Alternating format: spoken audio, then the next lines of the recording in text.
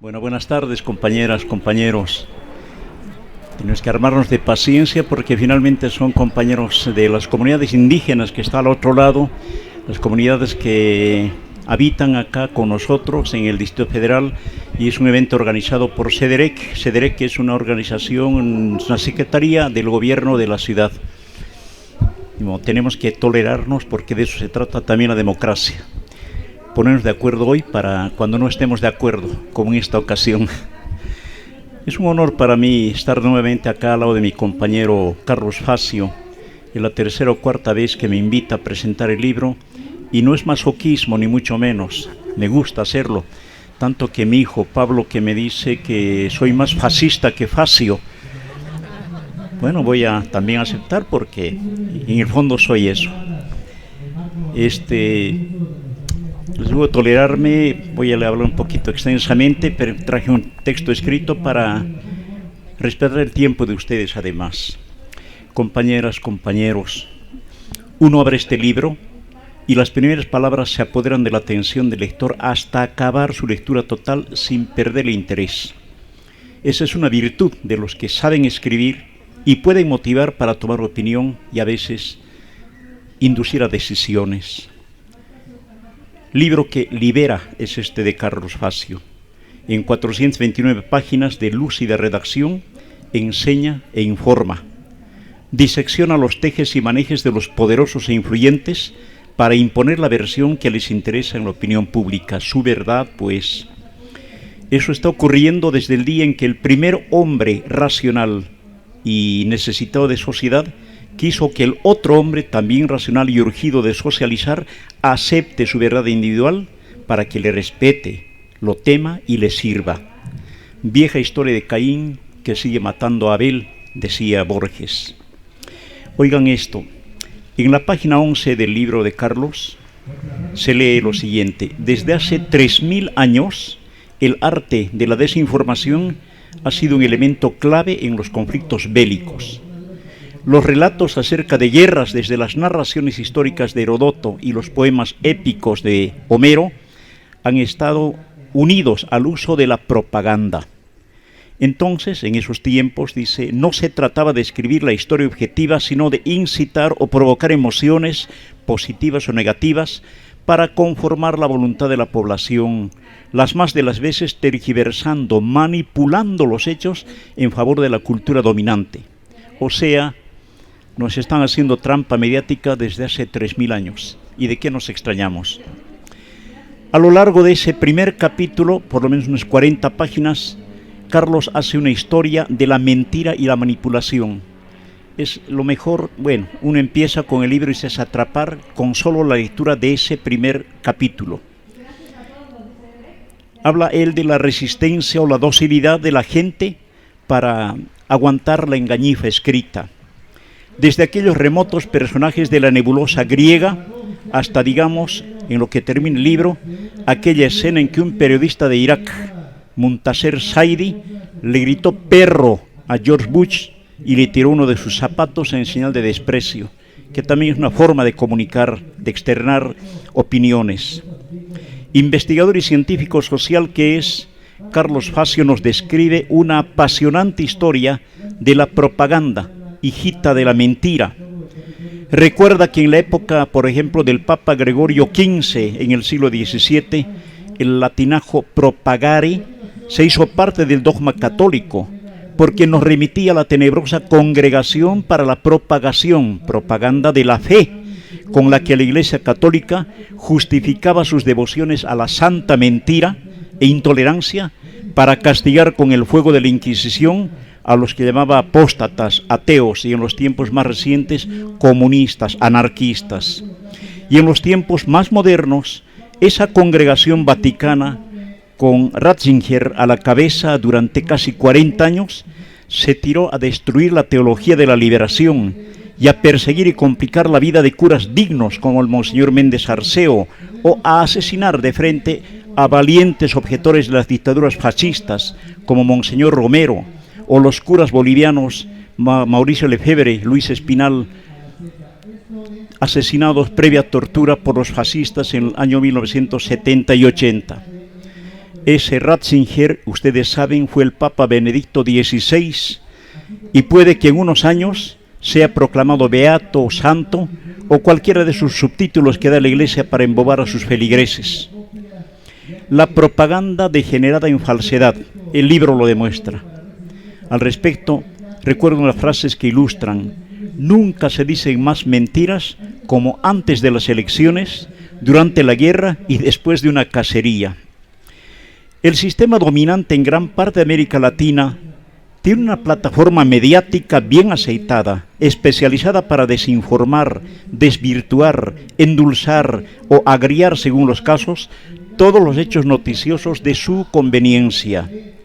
Para ese cotidiano trabajo sucio pero bien pagado, cuenta el sistema con una plantilla de analistas, comentaristas, editorialistas, intelectuales de pantalla, esos que Rafael Barajas el Fisgón llama telescuales, los intelectuales, vamos. Hay periodistas al servicio de la Sociedad Interamericana de Prensa, SIP, que ataca a los gobiernos y a los pueblos revolucionarios, como está pasando en Ecuador, en Venezuela, en Bolivia. Los de CNN también, que hacen ese trabajo sucio para la SIP. Esos periodistas de la SIP son conocidos en Bolivia como los sipcarios, que disparan calumnias por una billetiza.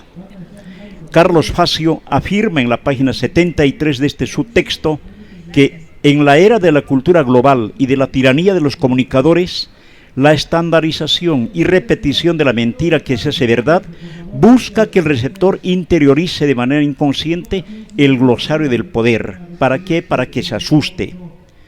Hay un aforismo al respecto para describir a los derrotados por la trapacería mediática. Dice: ciudadano que anda sonriendo está mal informado, hay que tener cuidado.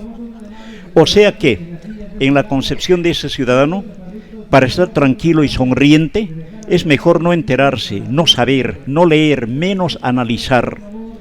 Muchos aceptaron perder el derecho a opinar porque se dejaron ganar por el miedo de pensar. Ustedes recuerdan esa anécdota. El presidente Fox le dijo el año 2005 a un provinciano que para estar tranquilo, con la conciencia en paz, sin problemas, es mejor no leer los diarios. Unos colegas nos contaban que oyeron decir a la hija mayor de ese presidente Fox esto: lo mejor para la vista es no leer, porque lo primero que aparece en la cara ahí son las arrugas.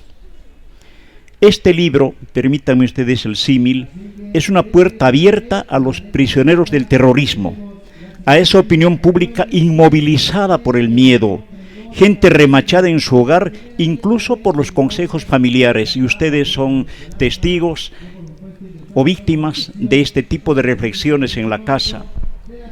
No te metas, viejo, no protestes, cuida tu chamba, hijito, eres mujer, ¿qué te pasa? No vayas. Y si vas, oye nomás, calladita, sin opinar, no quiero problemas.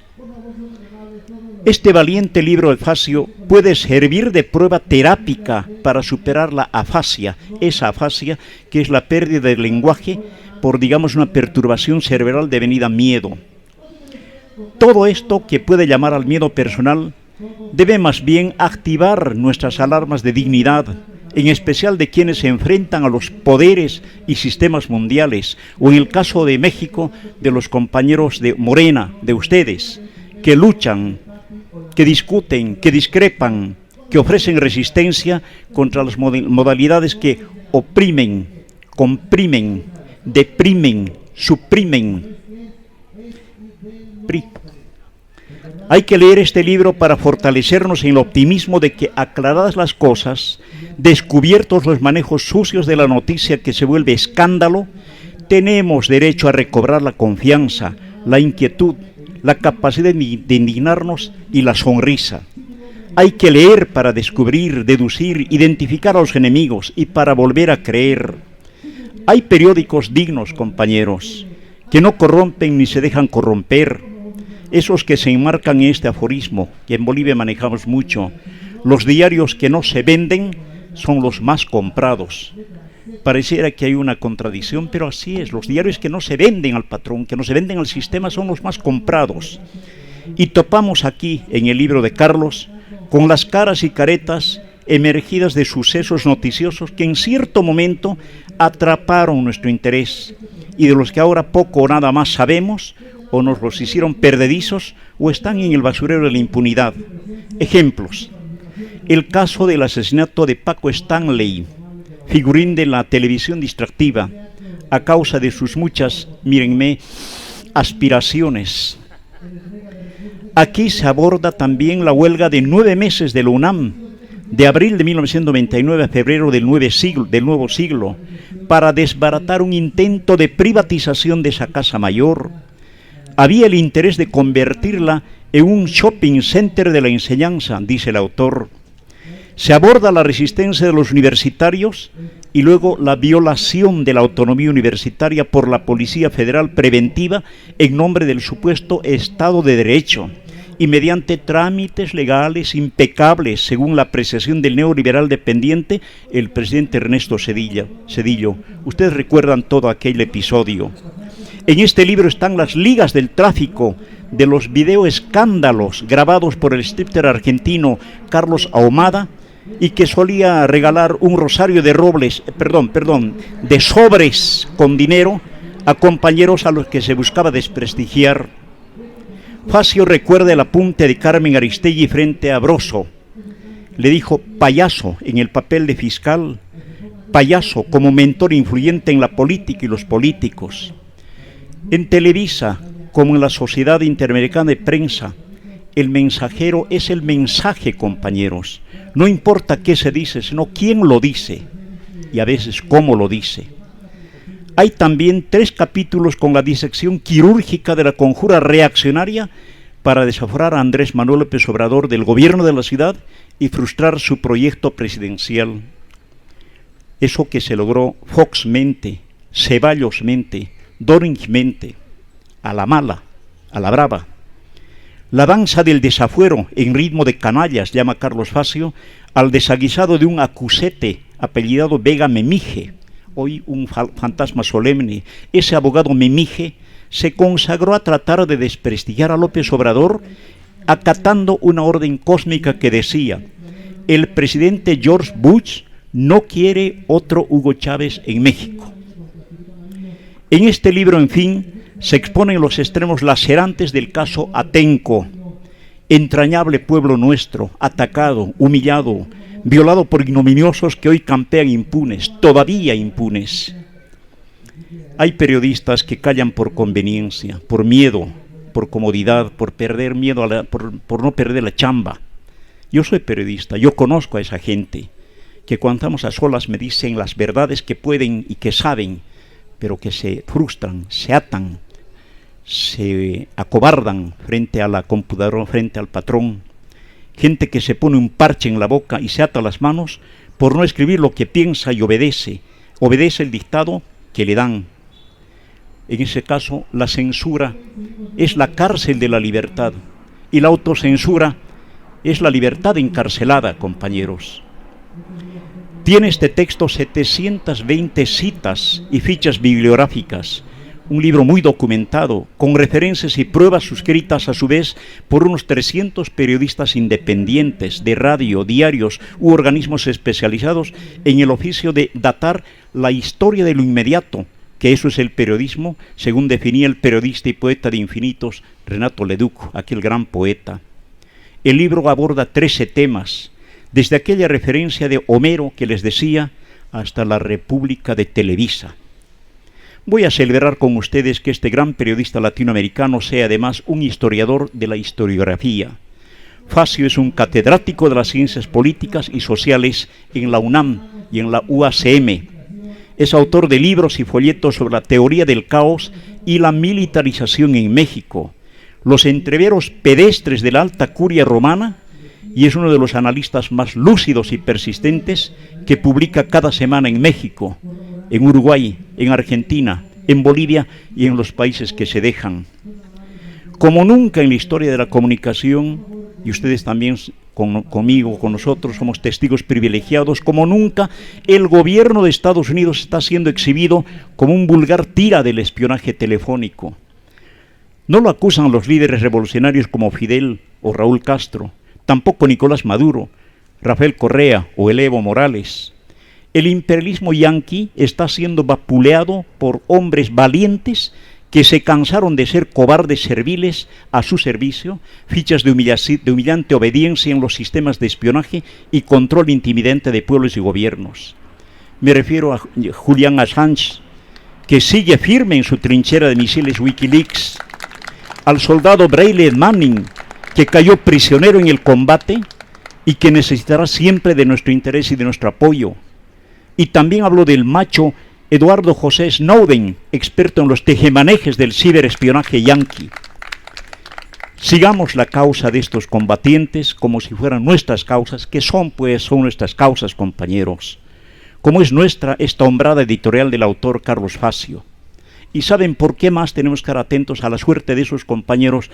Uno asilado en Moscú, el otro prisionero literal en Inglaterra y el otro prisionero de Estados Unidos, porque aquellos tres héroes gringos están logrando una victoria, digamos, homeopática, es decir, la curación de un mal con su propio veneno, porque Assange, Manning y Snowden han logrado que al imperialismo se le caiga la máscara, la cara.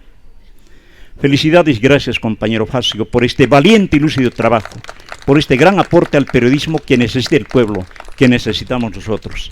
Una vez más, gracias, hermano.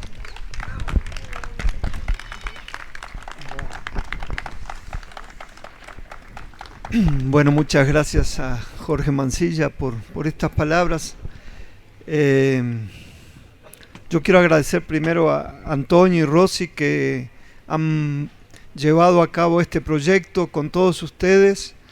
Aquí este círculo de reflexión colectiva Buzón Ciudadano, que justamente como define este papelito, sirve para informar, comunicar, concientizar, formar, orientar, organizarse y actuar. Ustedes son justamente cada semana los que hacen posible todo esto. O sea que lo que nosotros venimos a plantear en este libro, las palabras de Jorge, no es nuevo para ustedes, porque ustedes son protagonistas de este quehacer tan necesario.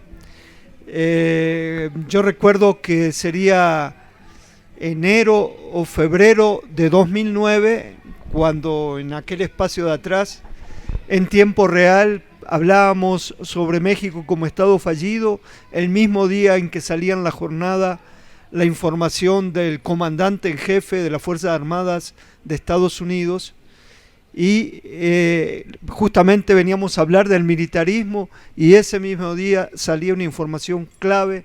Bueno, de ahí para acá estábamos en plena guerra, que no es a las drogas, que no fue a las drogas de Calderón, sino que era una guerra contra el pueblo. Y bueno, eso es lo que tratamos también de rescatar en este terrorismo mediático, la construcción social del miedo. Es decir, estamos acostumbrados a que los grandes medios nos hablen de terrorismo y automáticamente la referencia es a la ETA o a la FARC, como era en los años 70 a los Tupamaros o a el ELN de Bolivia o al ERA argentino, es decir, o a Cuba como una dictadura, un estado terrorista, exportador de la revolución. Entonces, nosotros hemos querido significar que hay otra forma de terrorismo que es clave para el terrorismo al por mayor. Ese terrorismo al por mayor, como dice Chomsky, es el terrorismo de Estado, es decir, el que generan estados como, por ejemplo, el de Jorge Rafael Videla en la Argentina, o el de Pinochet en Chile, o el de Estados Unidos e Israel en el momento actual, Israel en los territorios árabes ocupados, o Estados Unidos en Afganistán, Irak, o en México de manera encubierta, porque aquí hay elementos del Pentágono, de la CIA, de la DEA, es decir, de una docena de agencias de inteligencia y cuerpos de élite entrenados para llevar a cabo el terrorismo, no en este caso mediático, sino el terrorismo real. Son agentes de Estados Unidos que actúan de manera encubierta en el territorio nacional. Y tiene un subtítulo este libro que justamente se habla que a través de los medios de este terrorismo mediático, los gobiernos monitoreados por Estados Unidos, que es quien da los elementos, digamos, técnicos, fija las matrices de opinión. Todo esto sirve para la construcción social del miedo.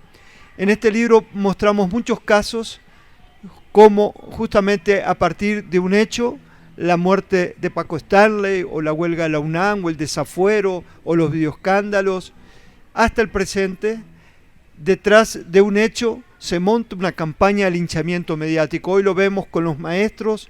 En marzo, abril eran los maestros de la CETEG en Guerrero. En los últimos meses, los 2 últimos meses, hemos visto cómo se ha montado una campaña de linchamiento contra la sección 22, los maestros de Michoacán, también los de Guerrero, y ahora digamos que como metástasis el movimiento magisterial se ha ido extendiendo, incluso a estados férreamente controlados por el PRI. Ya todos los maestros entran a la matriz de opinión de vándalos revoltosos que les pagan y no trabajan, etcétera. Entonces, este libro trata de explicar cómo es que se fabrica, cómo es que se construye el consentimiento de la ciudadanía para llevar a cabo políticas que van en contra de las propias comunidades, y mucha gente no se da cuenta cómo se utilizan esos mecanismos. Ustedes sí saben cómo opera Televisa, TV Azteca, algunas radios bajo control monopólico privado, pero las mayorías no saben. Por eso es tan necesario que existan foros como estos, que ustedes participen en estos foros y que ustedes a su vez sean los vehículos para transmitir de manera horizontal en el barrio, en la colonia, en el mercado, en la plaza pública, cómo opera el sistema. En la medida que más gente se entere cómo son los mecanismos del poder, mayor posibilidad habrá para ir conformando abajo un gran bloque de poder popular. Necesitamos sumar y sumar más gente para tratar de manera pacífica, organizada, de transformar esta realidad que es injusta. Entonces, la variable del poder es justamente, ellos concentran, hay una plutocracia, un gobierno de los ricos, de los megamillonarios, que tienen a su favor las herramientas coercitivas del Estado, es decir, a la policía, al ejército, a la marina de guerra. Y cada vez que hay una crisis, para los de arriba, porque los de abajo se organizan, el sistema echa mano de los medios y también del poder real, el poder de fuego. Entonces, bueno, en este libro nosotros simplemente lo que tratamos es de reordenar, de recordar. Fue un libro pensado para la gente, fue un libro pensado sobre todo para los jóvenes, para los estudiantes, de darle algunas claves de interpretación para que, yo siempre digo, está muy bien la cultura, está muy bien que la gente aprenda, que tenga nuevos conocimientos, pero que esos nuevos conocimientos, por ejemplo, en este caso, cómo funciona la información o la desinformación a través de los medios. Está bien aprender, de tomar, de incorporar a nuestra cabeza esta metodología, pero eso solo no nos sirve, como dice este folleto al final. Es decir, hay que concientizarnos, pero si no nos organizamos, tener conocimiento, sí, podemos ser un erudito, pero más allá de eso no nos sirve para mucho, o no le sirve a la sociedad.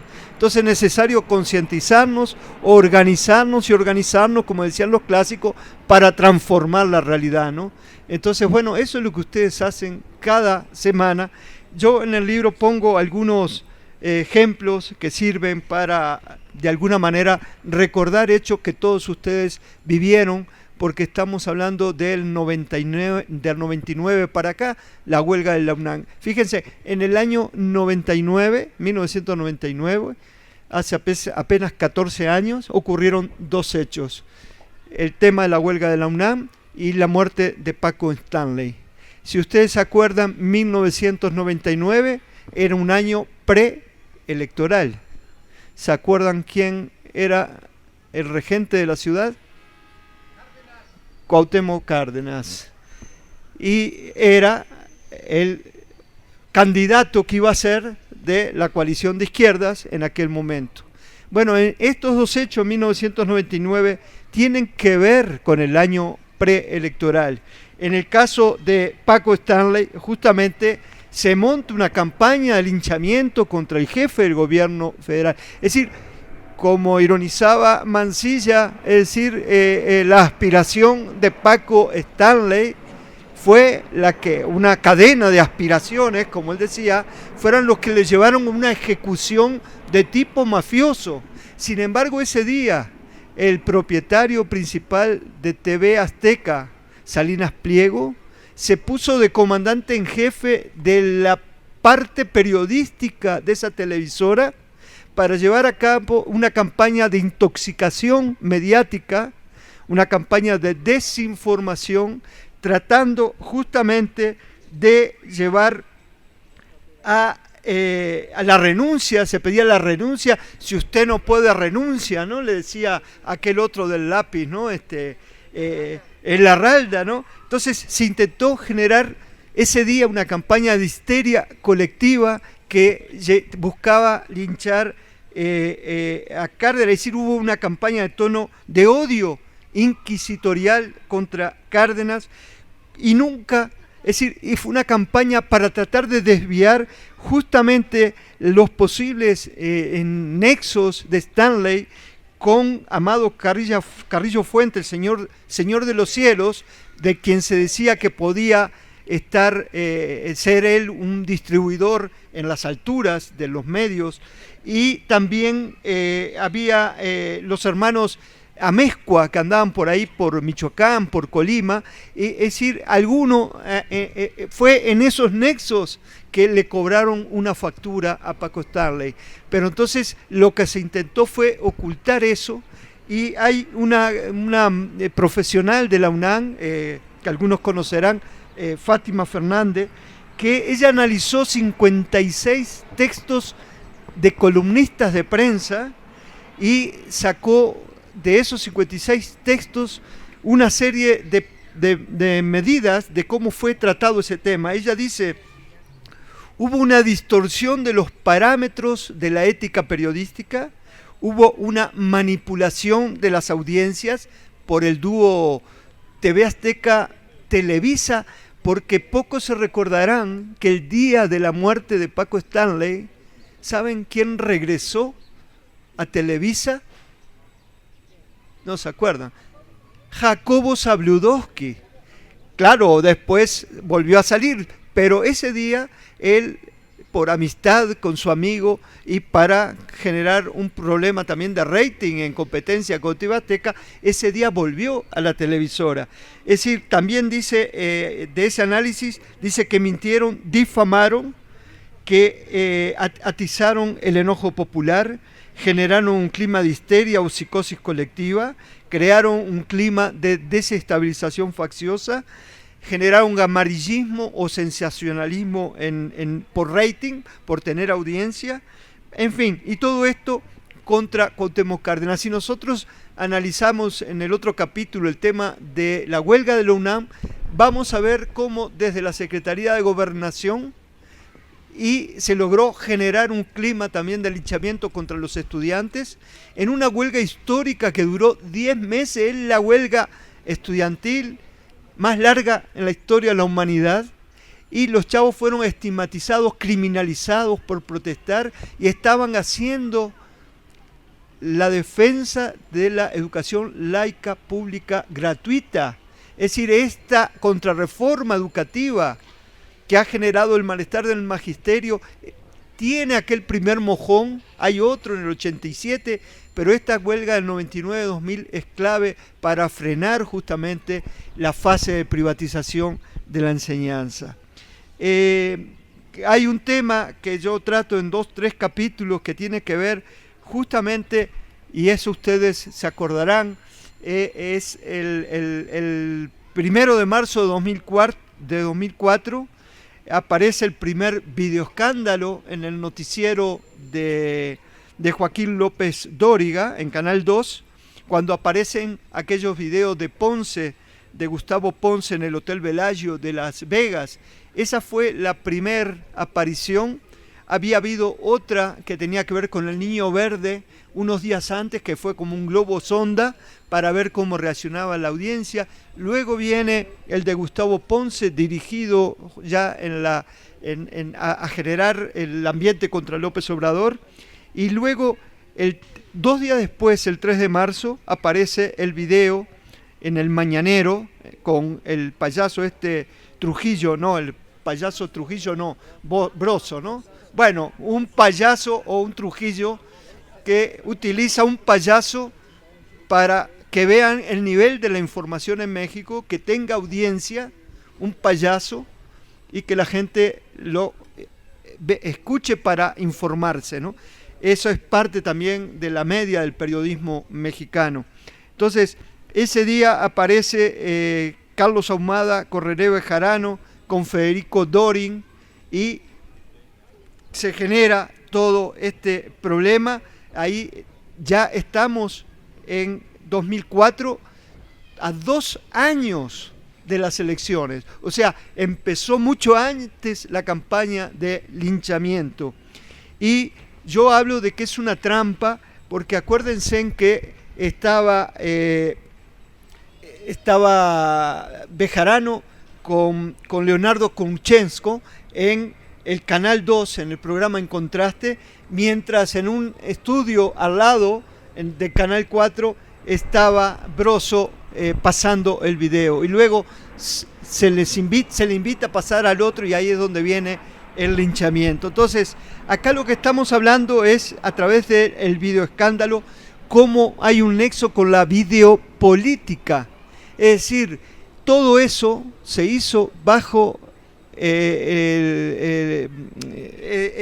bajo el consentimiento, el conocimiento y el consentimiento de Azcárraga Gallín, es decir, del principal propietario de Televisa.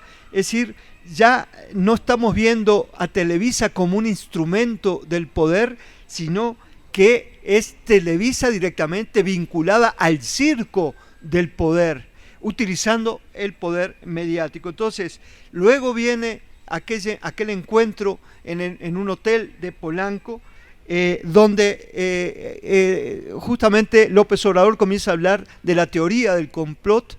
En ese encuentro en el hotel de Polanco estuvo el jefe Diego y su pandilla, pues, estuvo Carlos Ahumada, que Carlos Ahumada, pocos se recordarán, de repente no ustedes, pero las mayorías, pocos se acuerdan de que formó parte del grupo Salinas desde muy jovencito, cuando era stripper del salinismo, pues, antes de tener esos rosarios que hablaba Jorge, ¿no? Porque él trabajaba para Ruiz, fue un ahijado de Ruiz Massieu en Guerrero, y de uno que después fue procurador acá en el Distrito Federal también, un notario, pero bueno, ya me olvidé el nombre. Lechuga, Ignacio Morales Lechuga. Esa es de ese círculo viene mi compatriota de origen, yo soy uruguayo, argentino y mexicano, ¿no? Y él venía de Argentina. En esa reunión estuvo el abogado Juan Collado. Alguno de ustedes se acordará de Juan Collado.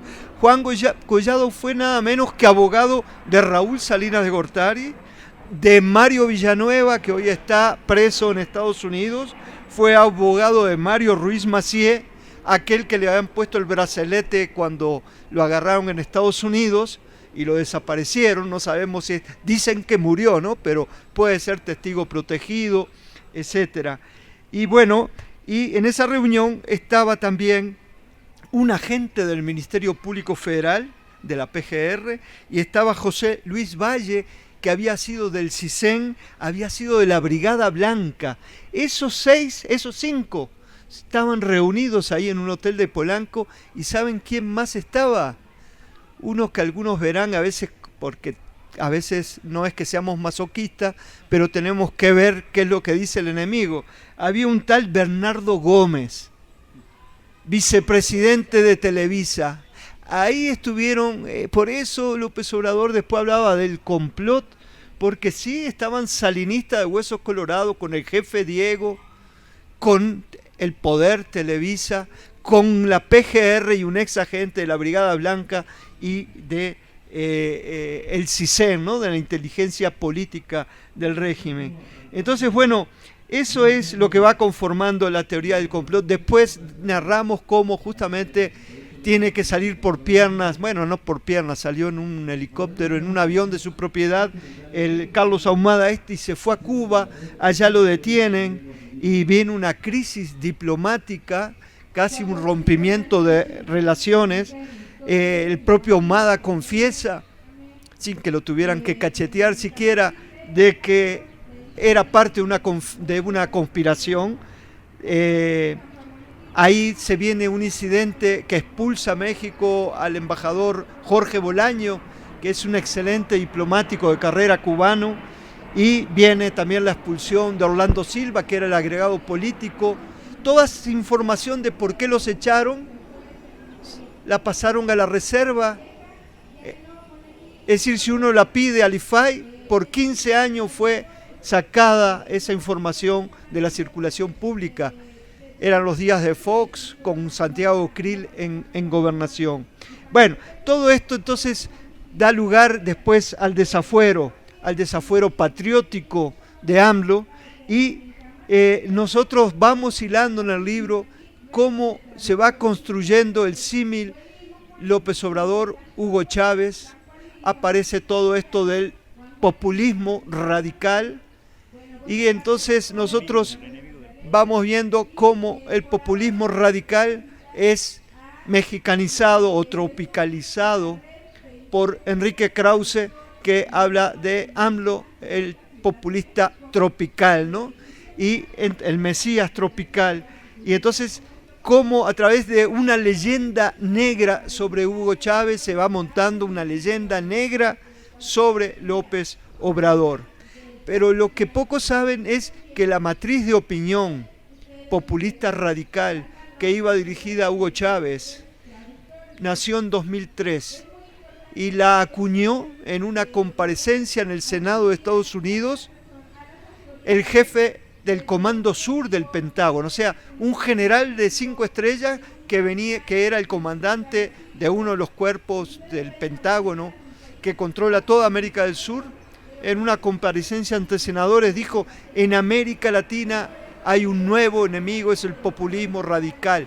¿Y qué es el populismo radical? Dice, bueno, sí, es un político al que la gente vota y elige, pero que después que llega a la Casa de Gobierno va a la plaza pública y se comunica con la gente, y es un peligro porque hace participar a la gente, es un peligro para las oligarquías, ¿no? Entonces, esa matriz de opinión del populismo radical es de 2003. Estaba ya Chávez, no lo mencionan, estaba Evo Morales, ya estaba ya en el Chapare boliviano, con los cultivadores de la hoja de coca, y también iba para él porque Estados Unidos sabía que la proyección de quien era un líder cocalero y que ya era diputado, el próximo paso era que la indiada se organizara y lo llevara a la presidencia, como ocurrió. Y en México también estaba López Obrador. Entonces, esa matriz de opinión fue generada para todos estos líderes emergentes que iban naciendo en América Latina. Estos líderes que le están moviendo el piso, algunos más a la izquierda, otros más en la óptica del nacionalismo, como está también el Pepe Mujica en Uruguay, ¿no?, un guerrillero que pasó 13 años en prisión, que por la vía electoral luego el pueblo lo lleva a la presidencia de la República. Entonces, acá vamos reconstruyendo cómo a su vez esto que nace con el videoescándalo en 2004, tenemos en el año electoral 2006 que un viejo conocido de todos nosotros, John Dimitri Negroponte, que había sido el embajador que hizo de Honduras el portaavión terrestre de Estados Unidos para Centroamérica, como lo llamó Gregorio Seltzer, para la guerra de la contra contra Nicaragua sandinista, ese que después vino de embajador a México, en 2006 era el jefe de todos los servicios de inteligencia de Estados Unidos. Y en enero, es decir, el año electoral de 2006, él planteó que en México, que las elecciones que habían ese año en América Latina, la que más importaba a Estados Unidos era la de México. Y él volvió a hablar del nacionalismo revolucionario y del populismo radical, siguiendo una misma matriz de opinión que el que era el jefe de la CIA, Porter Gross, también había estado planteando el nacionalismo, es decir, que Negroponte, el jefe de la CIA, Enrique Krause, la propaganda negra del candidato Calderón, el Consejo Coordinador Empresarial, los mismos de siempre, los mismos que estigmatizan a los maestros, al 132, es decir, siempre que hay un momento en que sus intereses peligran, ellos se juntan y hacen esta guerra mediática de saturación. La matriz de opinión que acuñaron como uso de la propaganda negra fue AMLO, un peligro para México, símil de Chávez, etcétera, etcétera. Entonces, bueno, de todo eso es de lo que nosotros hablamos acá en este texto, y para ir terminando les diría algo que también está cerca. Yo en la página 280, por ejemplo, hablo de la estrategia del odio. Se había ya aprobado la ley Televisa y viene después, algunos se acordarán, Celebremos México en Bellas Artes, es decir, cómo imponen una ley, cómo luego juntan a la clase política, Azcárraga, lo junta en Bellas Artes y le leen la cartilla. Esto fue antes de las elecciones. Es decir, luego viene el pacto de Chapultepec, o sea, alguien le llamó al pacto de Chapultepec del duopolio más Slim, más Servige, Azcárraga y Salinas Pliego, alguien le llamó la enchilada Sambor, ¿no? Pero era justamente la continuación de la ley Televisa y del Celebremos México. Entonces, luego viene la guerra de encuestas y todo esto fue diseñado por dos estadounidenses, Dick Morris y Allen, que entonces potenciaron esta matriz AMLO, un peligro para México, que fue un verdadero golpe de Estado cibernético, ¿no? Porque se reproducía y venía también no solo en la televisión, en los espacios de la radio, el espacio radioeléctrico, sino también ya empezaba a circular por internet, ¿no? ¿Se acordarán ustedes aquel spot del PAN donde aparecían también golpeando a Elenita Poniatowska con los segundos pisos? En fin, hay entonces pocos se acuerdan o registraron en aquel momento que en algunos actos, que hay una información que salió perdida ahí en Milenio, y yo la rescaté, una reunión interna del candidato Calderón con los diputados y senadores del PAN de aquel momento, pero también con los cuadros políticos, donde le decía que esa campaña, que ellos tenían que salir a las calles, toda la militancia organizada del PAN a nivel jerárquico, porque se trataba de una guerra. Es decir, debemos ser un ejército en las calles, hay que llevar una guerra cuerpo a cuerpo, con disciplina. Es decir, él ya como candidato había interiorizado el tema de la guerra política, que luego no es una guerra de las drogas, sino que es una guerra contra el pueblo, es decir, aquello que se nos metió como una matriz, que era una guerra de pandilla contra pandilla, de cárteles contra cárteles. Luego, en tiempo real, nosotros decíamos, hay elementos que escapan a esa lógica. Aquí el ejército, la marina, la policía está generando muertos, está ejecutando personas, está desapareciendo personas, hay pruebas de eso, y se logró justamente desarmar hacia 2010, 2011, hacia el final del sexenio de Calderón, toda esta construcción mediática que él había logrado posicionar a través de los grandes medios. aquí, bueno, Dick Morris fue quien, incluso en una nota en un diario de New York Post, un diario muy amarillista de Estados Unidos, vinculó al ultraizquierdista AMLO, así escribió en una nota, con Fidel Castro, con Hugo Chávez, y decía que había un plan de López Obrador y Hugo Chávez para hacer arrodillar a Estados Unidos por el tema del petróleo. Es decir, utilizaban elementos de la realidad forzándolo para meter miedo en Estados Unidos, pero parte de esos artículos, la intención era que eso se proyectara en los momentos de la campaña hacia México. Entonces, bueno, todo esto que se hablaba del financiamiento de Hugo Chávez, la campaña, bueno, acá fue cuando remozaron ustedes este parque, ¿no? Con los fondos que les llegaban de allá, ¿no? Bueno, y ahí se mete también en la campaña Antonio Solá, que había sido el publicista de Aznar cuando aquel 11M, cuando el trenazo que la semana previa a las elecciones, donde él se quería reelegir y utilizó la mentira, y esto fue desarmado. Bueno, Antonio Solá fue el que generó ese clima de histeria contra la ETA cuando eran otros los causantes del 11M. Y por eso lo perdió una mentira. Bueno, en esos días, yo termino con esto, el diario La Crónica, algunos de ustedes de repente lo usan para algo, hablaba de células, no para forrar libros, ¿no? A veces yo con papel periódico forro libros, ¿no? En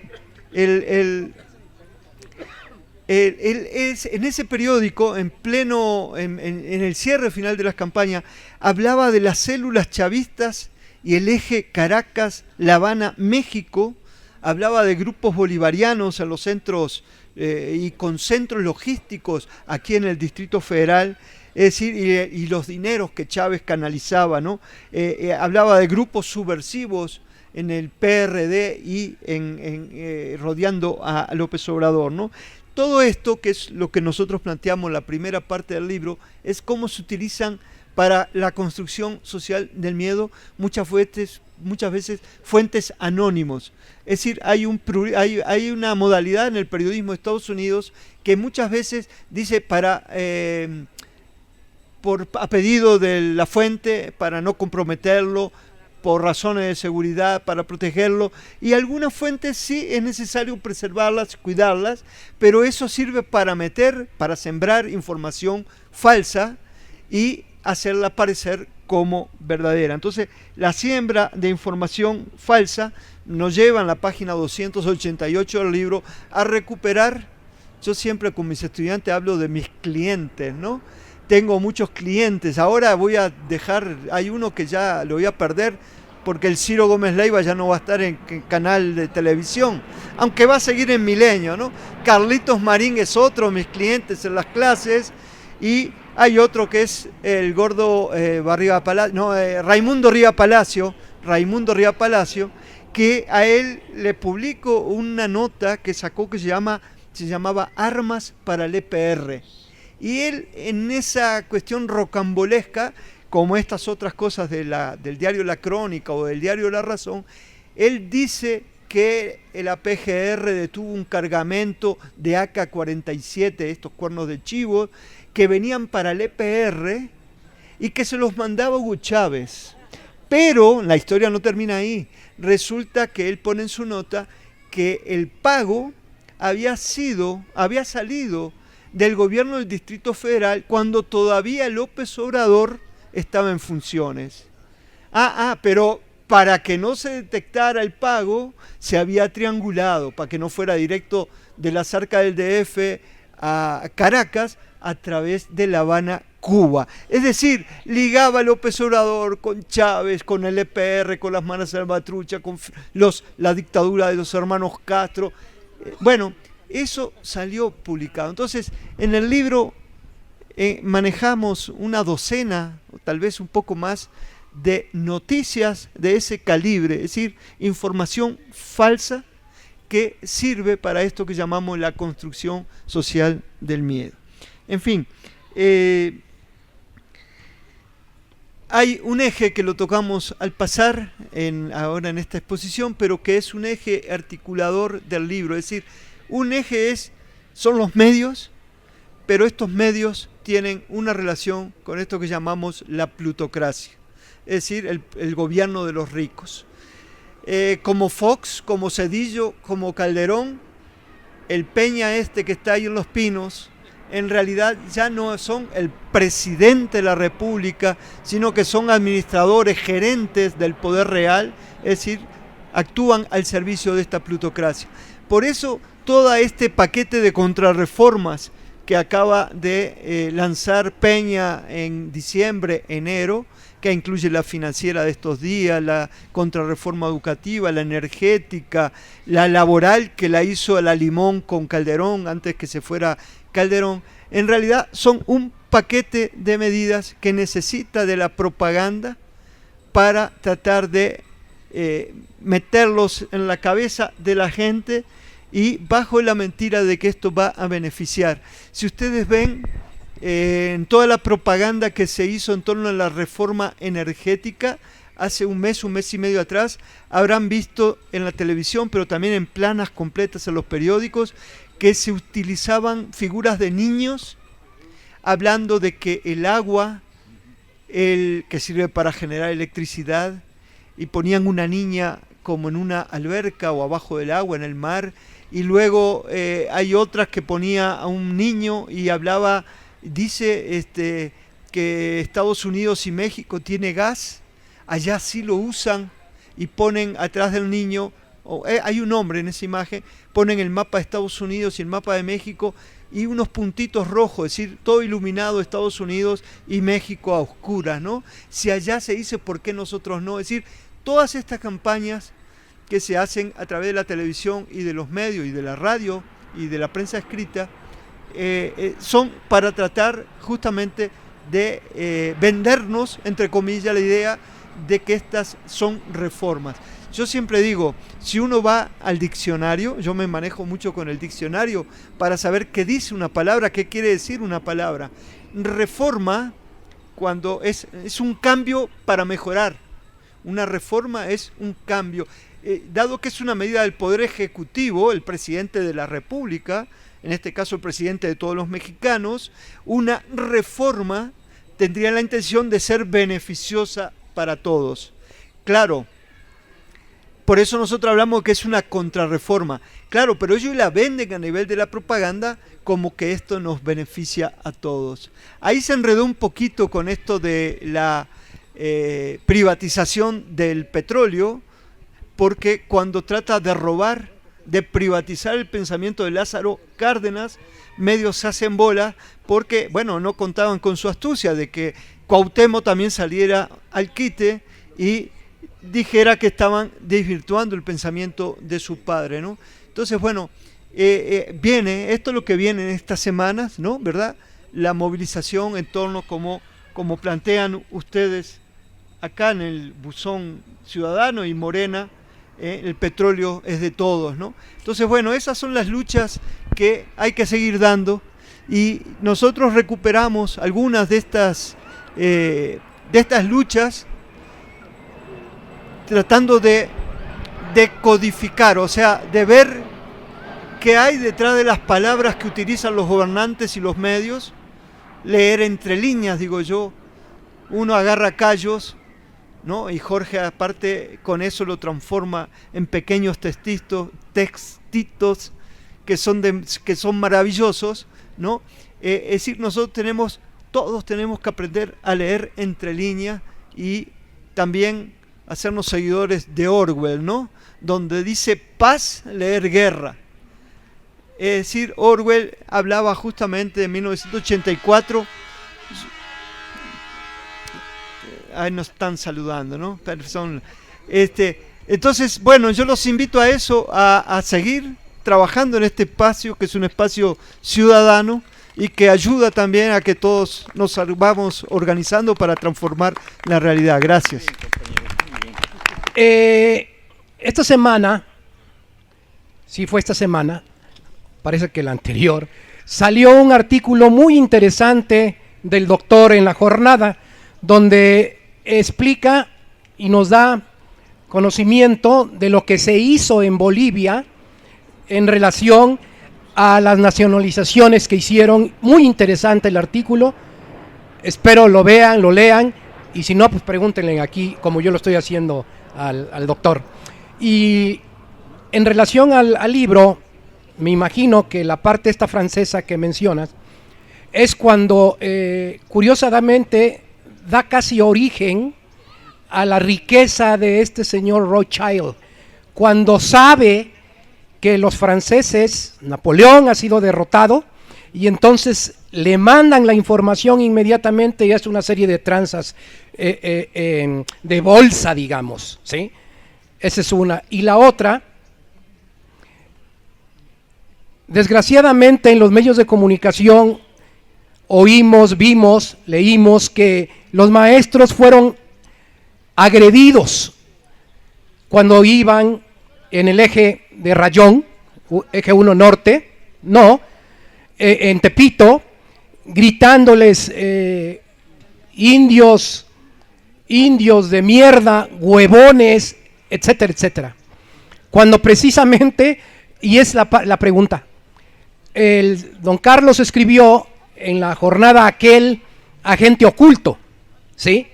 Que mucho me temo es eso, independientemente de que los señores de Tepito estén molestos porque les bajaron las ventas en el Zócalo, bla, bla, bla, bla, bla. Pero esas son las dos, digamos, 3 preguntas. Muchas gracias. Sí, muy bien. ¿Otra pregunta, otra participación? Buenas tardes. Mire, hace 15 días, de alguna manera, se denostó el trabajo de Carmen Aristegui por estar apoyada por CNN, que dijeron representa, es Estados Unidos.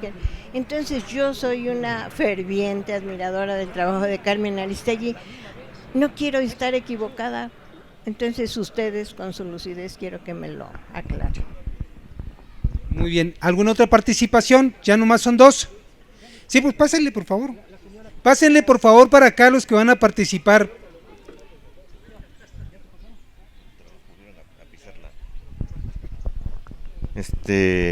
Una pregunta para Carlos Facio y también para si tiene conocimiento sobre la situación, pero yo creo que va a ser medio difícil el asunto.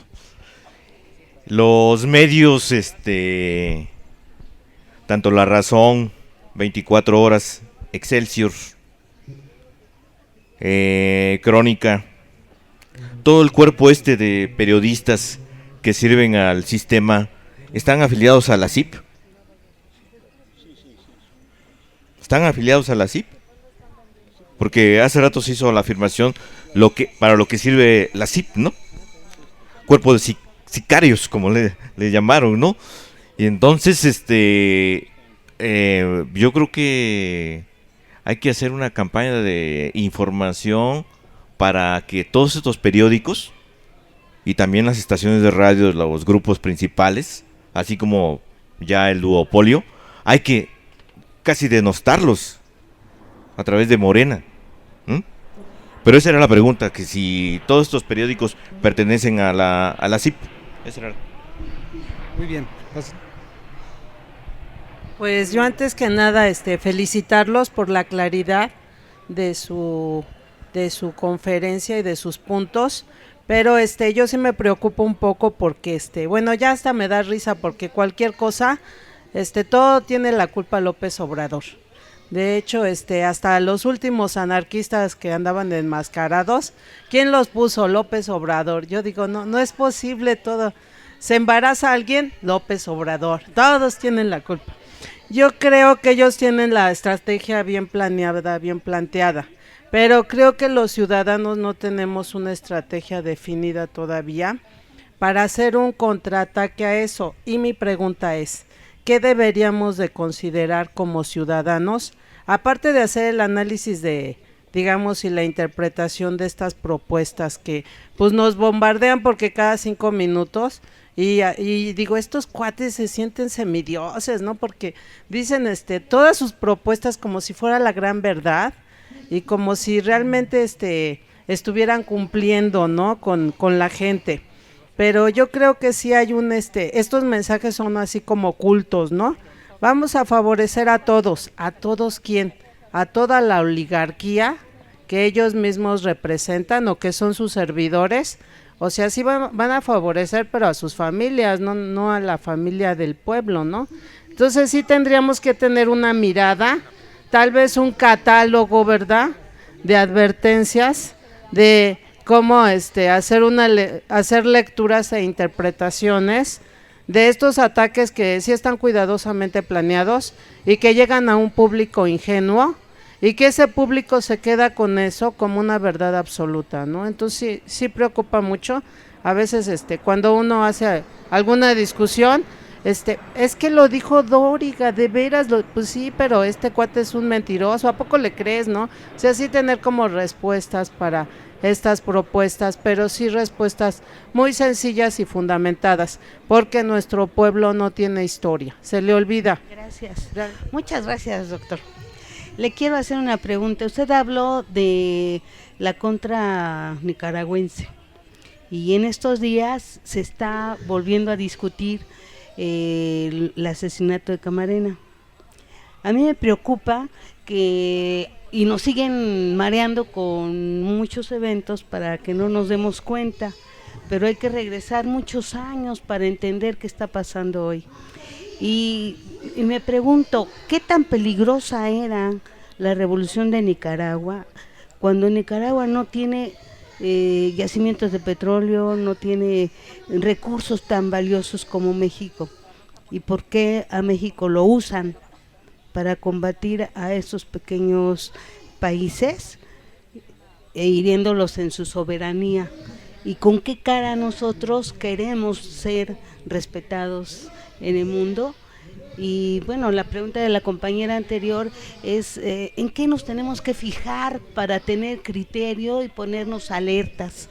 Porque compramos fácilmente las innovaciones, todo por querer ser el primero en que yo lo voy a usar y todo eso, y no nos fijamos qué hay atrás. Entonces esta pregunta es para tener más lucidez de lo que está pasando. No, México se termina en la frontera con Guatemala. Realmente el sueño bolivariano de Chávez es pues un gran recordatorio y tenemos que cuidarnos más allá de nuestras fronteras. Bien, compañeros, una pequeña aclaración para mí muy importante. No me doctoreen, por favor, no soy doctor, soy un periodista, soy un escritor, un trabajador de las letras, pues un herido de letra ferit que dicen, un periodista de 50 años de trayectoria en Bolivia, en Perú y aquí en México. Orgullosamente 25, 30 años en México.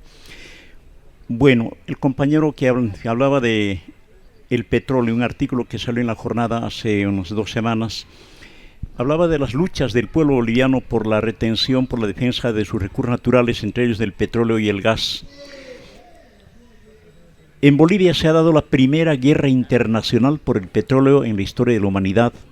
De 1932 a 1935, Bolivia sostuvo una guerra con Paraguay.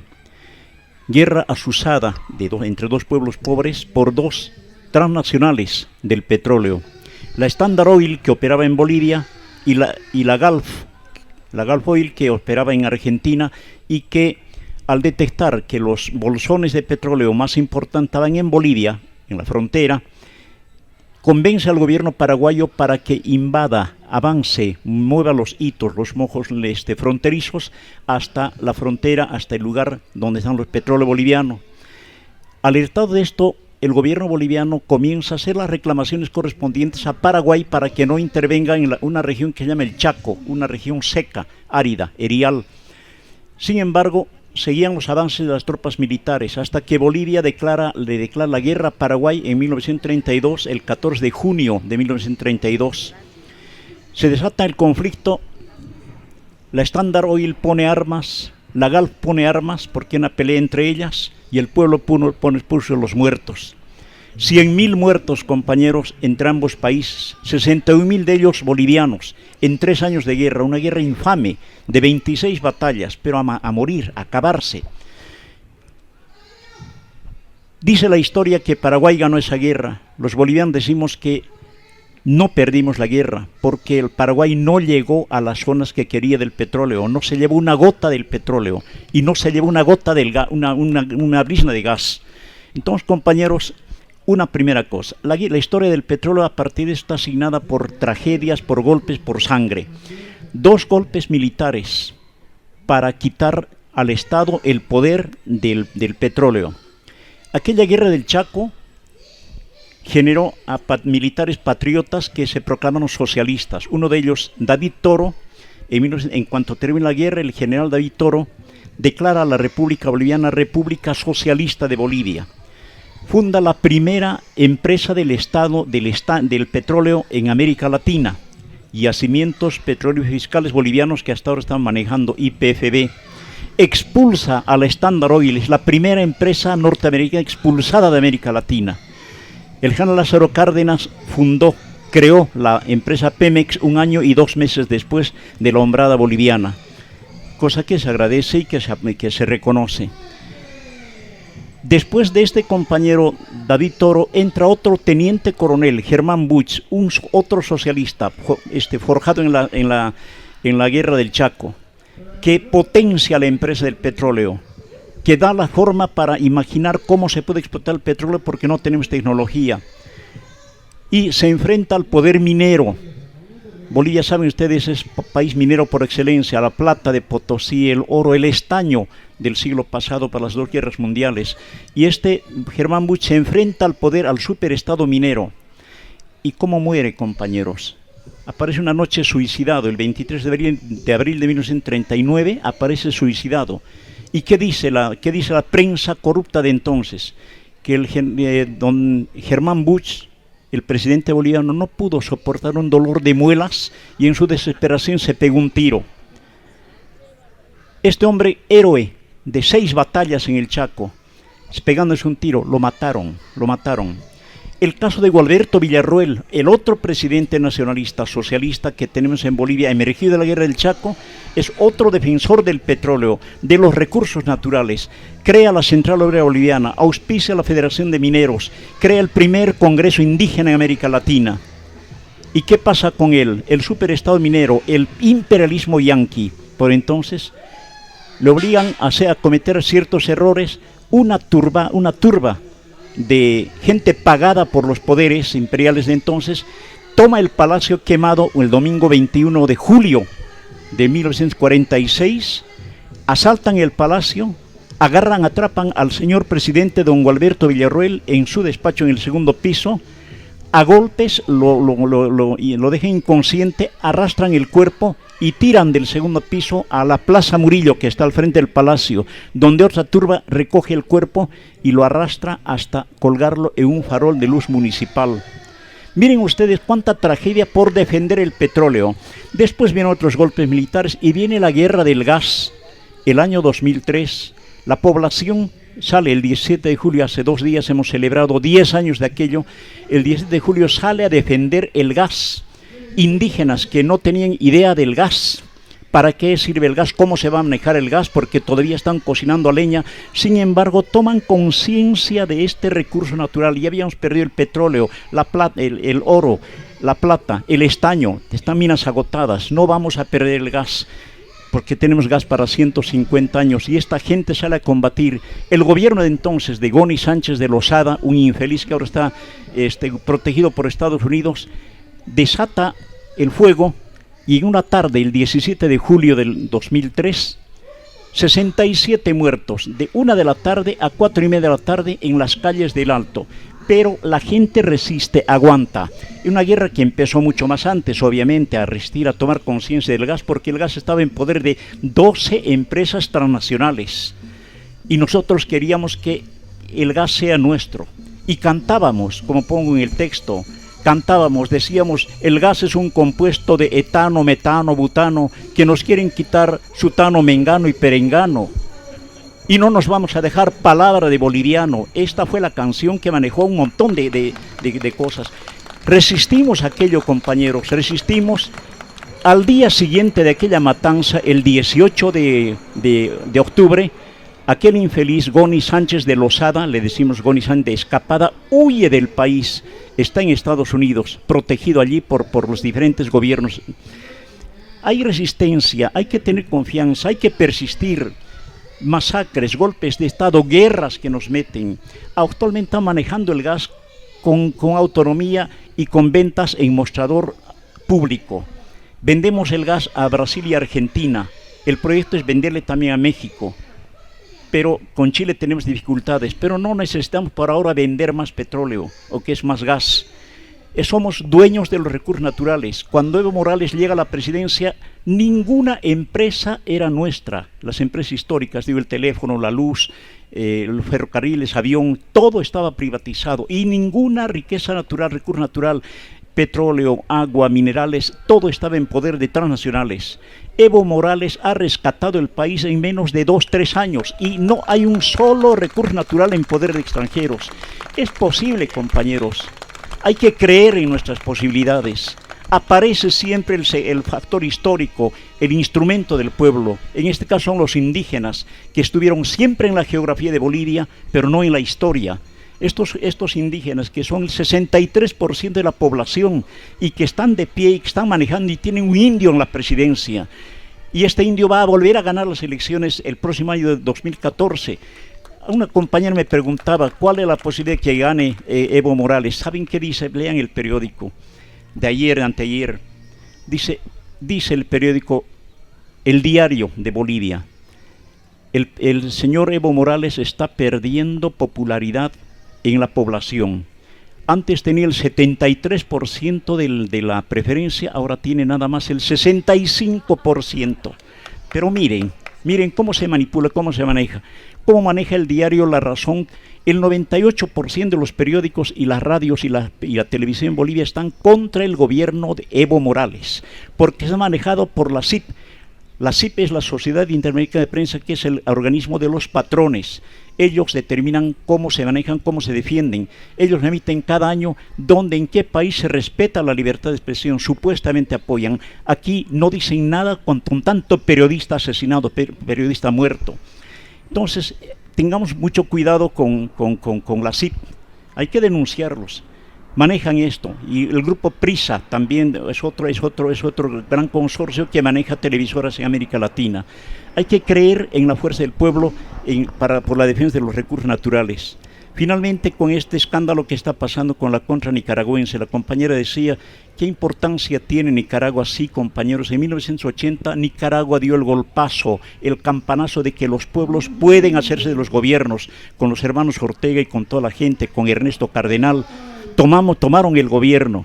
Inmediatamente el imperialismo desató una campaña contra ese gobierno revolucionario hasta tronarlo, la contra nicaragüense. En eso operó este asesino de Camarena, un sujeto de la CIA, un cubano llamado Félix Ismael Rodríguez, alias El Gato. Es el que mató o determinó la muerte del Che Guevara en Bolivia. Este es el hombre, El Gato, que recibe instrucción de Estados Unidos, la orden desde Estados Unidos. Saluden a papá, es la clave para que Bolivia, mediante la CIA, los Rangers que están ocupando el país, acaben con el Che Guevara. Lo mataron, como saben ustedes, el 9 de octubre del año 1967, y es este Félix Ismael Rodríguez, El Gato, el que mata después a Camarena. Hay que tener en cuenta estos nombres porque, como dice Carlos, tenemos que tener precisión para saber hablar con fundamento, con consistencia y con convicción. Es obvio que podemos seguir hablando, pero vamos a seguir. Hay una última cosa, miren. En el año 2002 encontraron en Bolivia una gigantesca fábrica de cocaína en una zona Huanchaca, en la zona de Santa Cruz, en la frontera entre Bolivia y Brasil. Esa fábrica de cocaína estaba siendo operada por la CIA para reunir fondos desde antes, para comprarle armas a Irán y enviarlas a la contra para hacerse dinero. La CIA, que está metida hasta las patas en el negocio de la cocaína, y por eso matan al de la DEA, porque de la DEA, Camarena, descubrió que la CIA, que el presidente Reagan estaba metido en el negocio de la cocaína, aquí en México y que estaban operando con Caro Quintero y con todo esto. Y por eso el Gato Rodríguez va, atrapa a Camarena y lo tortura, mano, ¿qué sabes de la CIA? ¿Qué sabes de la CIA? Hasta acabarlo y hacer aparecer luego ese muerto como si fuera obra de la mafia, del cártel de Juárez, de Caro Quintero, y no es así. Miren, operan en Bolivia, descubrieron un botánico que tenía un avión, Enrique Kempf Mercado, un más importante sabio que teníamos en Bolivia, estaba investigando, haciendo inspecciones para sus estudios especializados, y su avioneta tartamudea en el aire, está mal, y busca una pista de emergencia y aterriza en la primera pista que ve para salvar la vida con sus 2 copilotos o pilotos.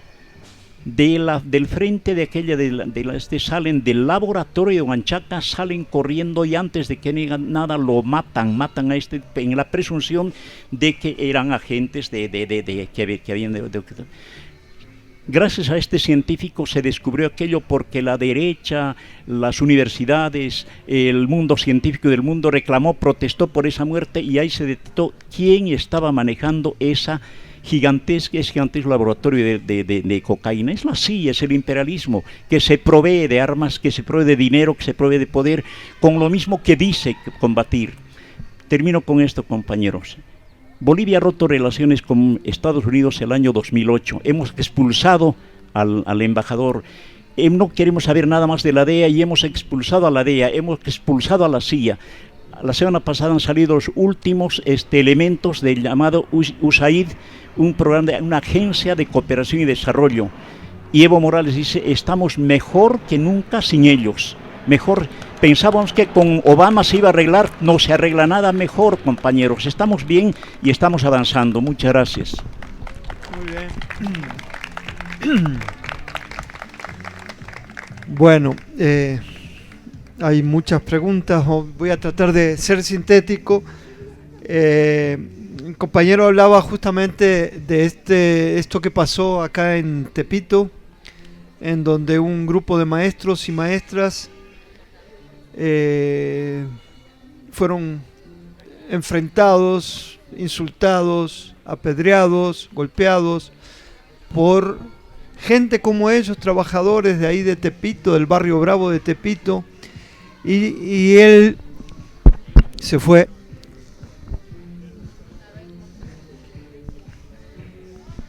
No solo de Tepito,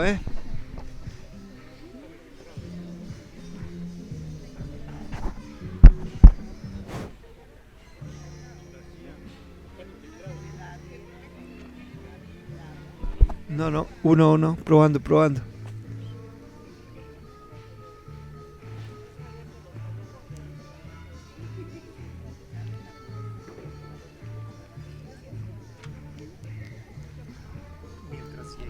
Ajá, a ver. Buenas tardes, felicidades. Ustedes, compañeros, muchas gracias a ustedes. ¿Cómo es su nombre? Augusto Rivera. Nomás le vengo a comunicar que mi jefe, yo trabajo en la delegación, tiene la foto de Evo Morales en sus modelos. ¿Quién? Mi jefe es de ahí de la delegación, trabaja en Inclusión Social. Es el director de desarrollo social. Ay, lo he visto en Coyoacán y qué bueno que lo vi aquí. Por favor.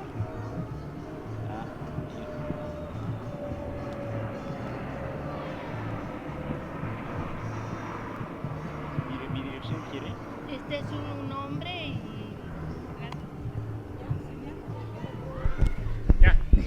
Bueno.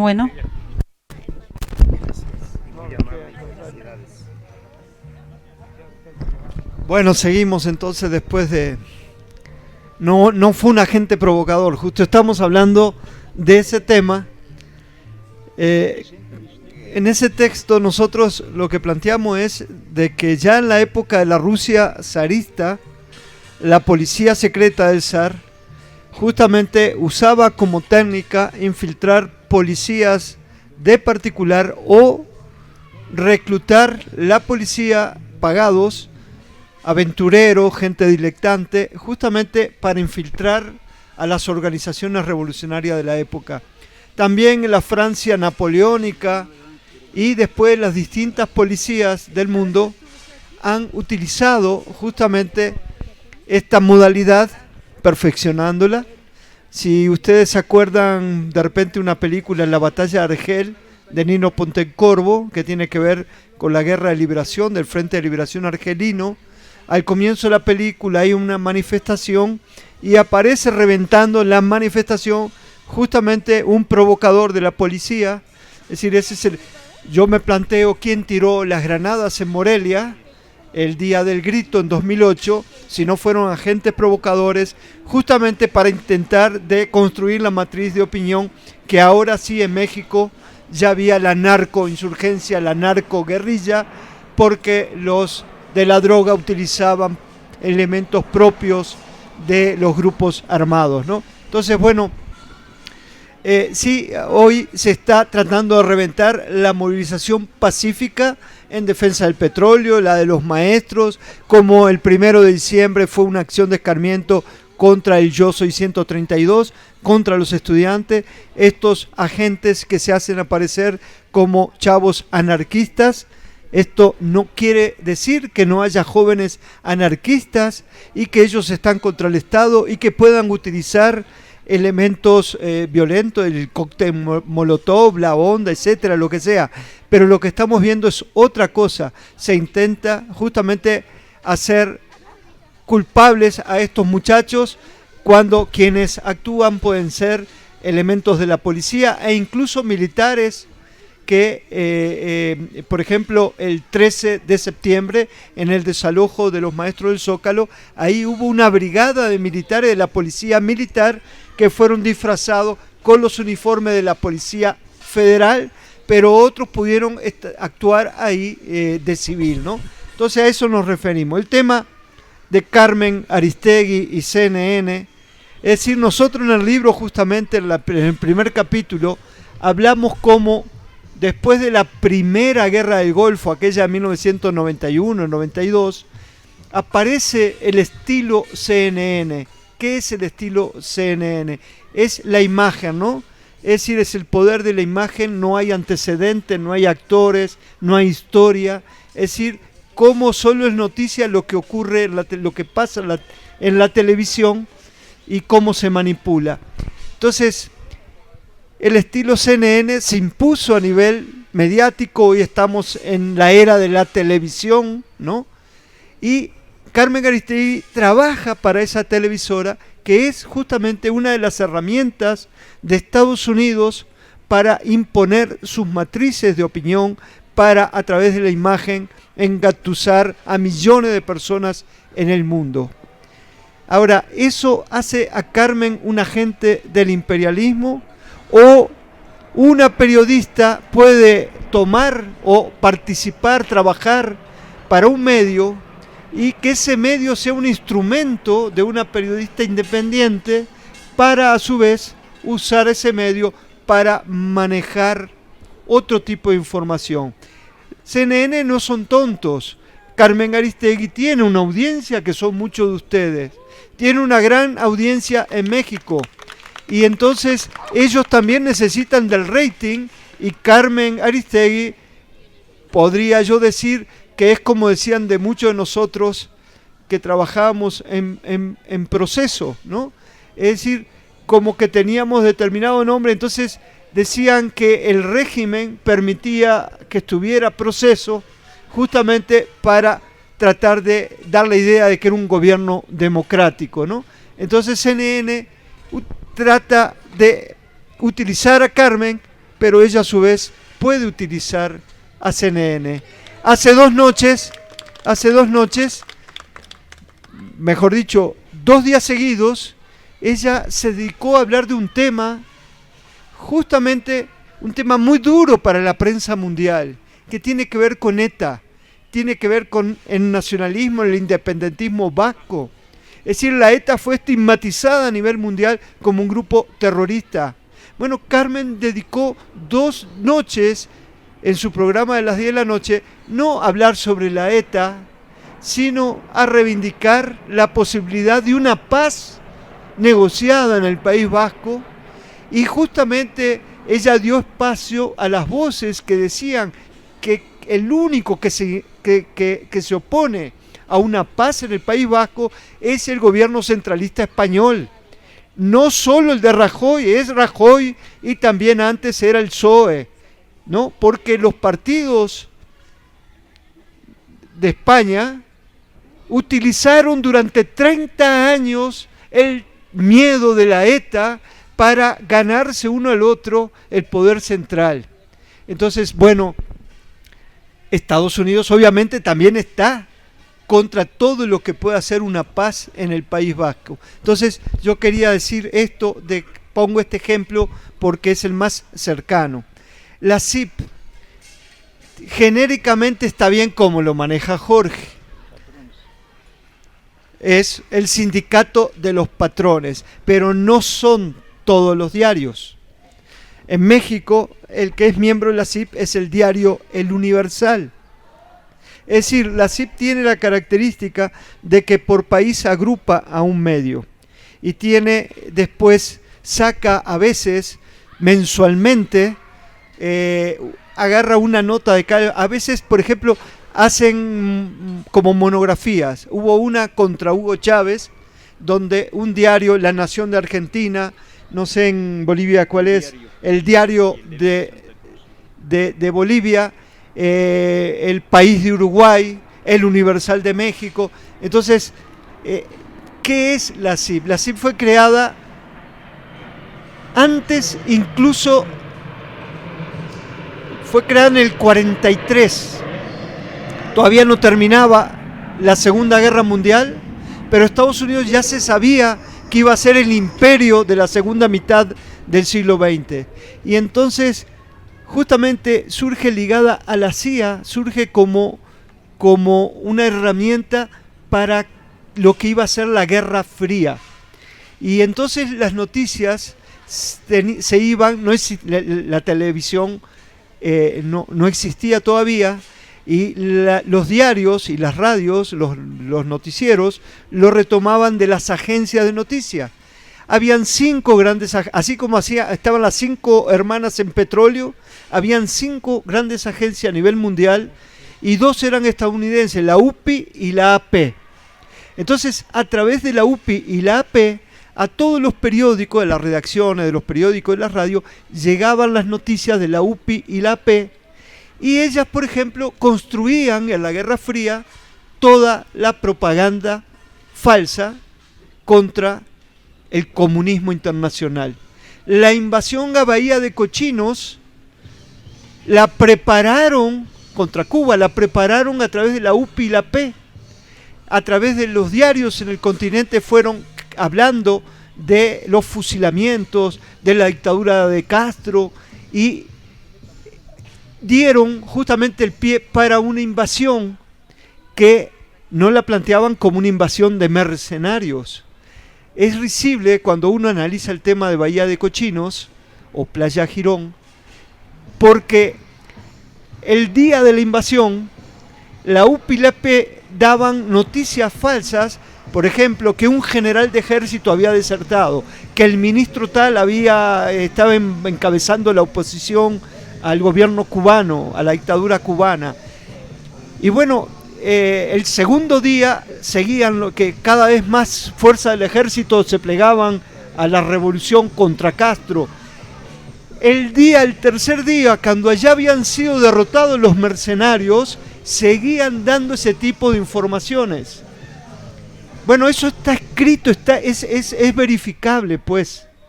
Entonces, el papel justamente de desinformación generado por estas 2 agencias. Lo mismo se hizo después para la construcción del golpe contra Salvador Allende en Chile. Lo mismo se hizo para la invasión contra Villa en Granada. Lo mismo se hizo a través de estas 2 agencias para la invasión a Panamá cuando estaba el general Noriega. Es decir, esto es lo que genera la CIP junto con la AID, la Agencia Internacional para el Desarrollo, junto con Radio y Televisión Martí, es decir, Estados Unidos maneja una red de medios que influye justamente en las matrices de opinión que a nivel continental deben manejar los otros medios.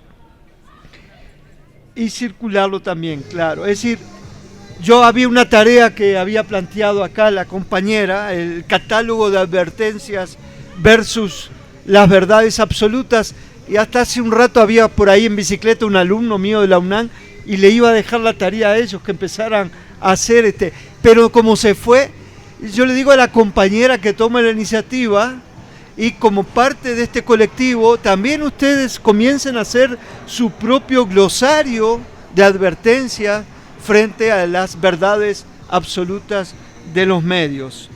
Como explicaba Jorge Mansilla, el caso que justamente lo vino a plantear acá una compañera del colectivo. Es decir, ustedes están informados, ustedes saben decodificar, o sea, leer detrás de las letras o de lo que escuchan en la radio o la televisión. Y la compañera lo planteó muy bien. Es decir, el caso Camarena es terrorismo mediático puro. ¿Por qué? Porque hace 30 años, no me acuerdo cuándo fue, en el 85, a raíz de esto, ¿cuál fue la fase del terrorismo mediático? Decirnos que había sido Caro Quintero y montar todo un juicio a nivel... Es decir, acuérdense que incluso se llegó al secuestro del médico Margain, que era pariente de Luis Echeverría, que hacía poquito había salido del gobierno. Se lo secuestró en territorio mexicano y se lo llevó a Estados Unidos y allá estuvo preso. Zuno, ¿no? Zuno. Entonces, ¿cómo se armó toda una trama para intentar de ocultar un tema que, como decía la compañera, y qué importancia tenía Nicaragua sandinista? Bueno, estábamos en plena Guerra Fría.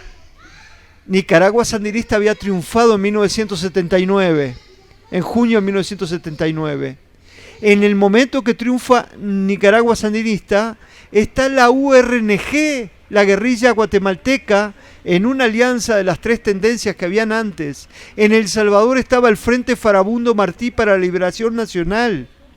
Estados Unidos tenía que hacer la guerra de la contra, porque si se triunfaba la revolución en El Salvador y en Guatemala, perdía Estados Unidos América Central, y esto iba a potenciar a la Unión Soviética en una zona que es estratégica para la defensa continental de Estados Unidos. Cuba, como Centroamérica, son la entrada desde el sur, desde el Atlántico Sur, hacia el territorio continental de Estados Unidos. Por eso era que en la guerra contra la Unión Soviética, controlar Centroamérica era clave. En esa acción, esto que sale a luz con el caso Camarena, no nos olvidemos que matan a Manuel Buendía. Manuel Buendía lo asesinan porque es parte de la misma trama. Manuel Buendía, esto no está publicado, Manuel Buendía estaba investigando que dentro de los barcos de Pemex que mandaba López Portillo con petróleo para Nicaragua sandinista, también se manejaba de regreso droga que servía para financiar, para comprar armas, para mandar a Honduras, donde estaba Negroponte armando a la contra. Parte de la droga, a su vez, se metía a los barrios negros de Los Ángeles para justamente ir generando todo esto que se llamaba la guerra de las drogas. Pero acuérdense que este tema está vinculado con el Irán-Contra, es decir, con todo lo que había pasado a raíz de la toma por los ayatolas de la embajada de Estados Unidos en Irán, ¿no?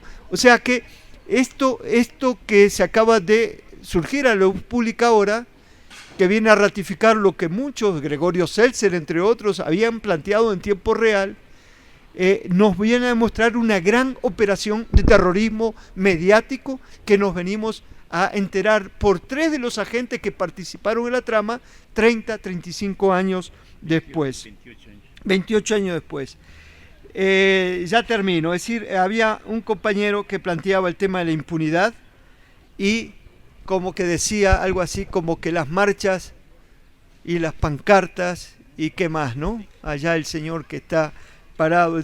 Yo siempre hablo en México de una trilogía, corrupción, bueno, hablaba de corrupción, impunidad, ¿no? Y una vuelta Rosario Ibarra me dijo, es corrupción, impunidad, simulación. Hay una gran corrupción y hay una gran impunidad, pero a la vez todos simulamos en México que México vive en, no todos, pero ustedes no, yo tampoco, Jorge tampoco, pero la mayoría simula que vivimos en un estado de derecho.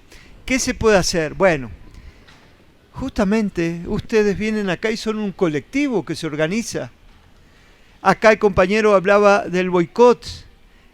Acuérdense en que en algunos de los discursos de López Obrador se habló también de que se puede llegar a la desobediencia civil pacífica. Hay material sobre la desobediencia civil, pero esto tiene que ver a su vez con los dirigentes, el tema de la base y los dirigentes. Entonces, tal vez estamos llegando a un momento en que la gente organizada, las personas, hombres, mujeres, conscientes y organizados, comiencen a generar, más allá de las dirigencias, pero de manera organizada, acciones que apoyen, empujen a los dirigentes a ir un poquito más allá de estas movilizaciones masivas. Es decir, yo creo que en el México de hoy, termino con esto, tenemos, creo que ya lo dije en la primera intervención, tenemos una pequeña minoría, la de los Carlos Slim, la de los Lorenzo Zambrano, los Azcarra Gallín, es decir, la plutocracia, los amos del poder, ¿sí? Una treintena, 50 grandes millonarios, y esos tienen a su poder los medios y las Fuerzas Armadas y la policía, los organismos de seguridad. Nosotros abajo somos millones. El tema es cómo podemos organizar abajo una fuerza colectiva. Esa es mi posición, tenemos que impulsar que haya direcciones colectivas. Miren, hace 2 años un grupo de compañeros comenzamos a trabajar algo que tomó como nombre La Proclama, y ahí se juntaron más de 600 organizaciones. Y hace 2 meses, en el marco de La Proclama, se logró que por primera vez después de muchos años se juntaran en una mesa Cuauhtémoc con López Obrador, más el obispo Raúl Vera de Saltillo, más Pablo González Casanova. Estos 4 son 4 personalidades de lo que por razones de urgencia, por razones patrióticas, por razones de urgencia nacional, esos 4 tendrían que ser 4 de un grupo de 30, 40, 50 dirigentes políticos, sociales, que formaran un colectivo para el rescate de la nación. No solo en torno al petróleo, sino en torno a todas las demandas, la de los maestros, la de los estudiantes, la de los barrios, la del salario. Entonces, depende de todos nosotros que seamos capaces también de empujar a nuestras dirigencias para que den este paso hacia este bloque de poder popular. Para eso puede servir también el boicot, puede servir la desobediencia civil. Es decir, esto que han hecho los maestros, cuando los maestros vienen al Zócalo y acampan, y ya salió la ley, se modificó la Constitución, y los medios en la campaña de intoxicación mediática dicen y repiten, pero si ya se modificó la Constitución, ya para qué la hacen de todos. No, el pueblo organizado puede echar atrás una medida anticonstitucional, y ellos estaban ahí en el Zócalo y permaneció un grupo hasta el final, porque eso es parte de la desobediencia civil. La desobediencia civil está en el límite de lo legal y lo ilegal. Es decir, la desobediencia civil implica desobedecer una ley.